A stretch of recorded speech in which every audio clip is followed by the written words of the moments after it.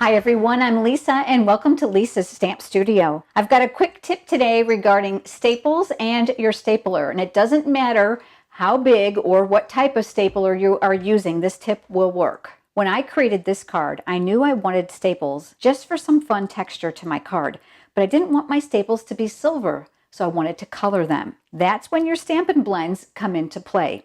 I'm going to be using the Blackberry Bliss for this demonstration, but you can use any Stampin' Blends marker that you choose. You'll find that the Stampin' Blends alcohol-based markers are dual-ended. The thick line indicates the brush tip or the broader tip, and the thin line indicates the chiseled or the fine tip.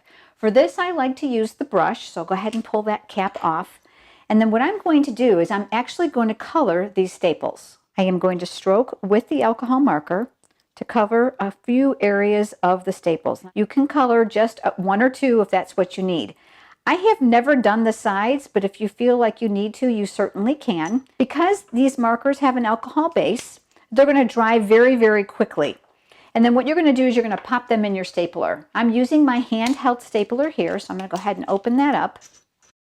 And I'm going to place those down inside. Now I've got another sample to share with you too as well, so make sure you stick with me. You're probably seeing the Stampin' Up! Logo on here, wondering where I got this from. This was a product we used to sell. We don't any longer, but keep in mind any household stapler will work with this technique. So I've got a piece of scrap cardstock here so you can get an idea. And I'm going to come up underneath here and then I'll staple.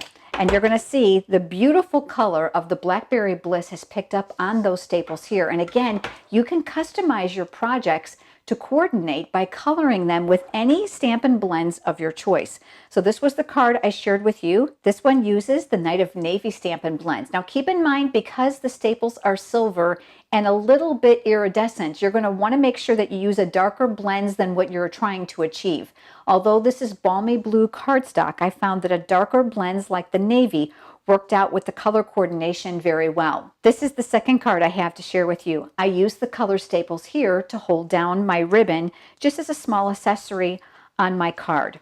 Regardless of what type of stapler you're using or staples, and if you don't already have a Stampin' Up! Demonstrator and you would like a complimentary copy of the current annual catalog and or the occasions catalog, leave me a comment below. I would be happy to send them to you, and I'll be certain to include a copy of the current sale brochure.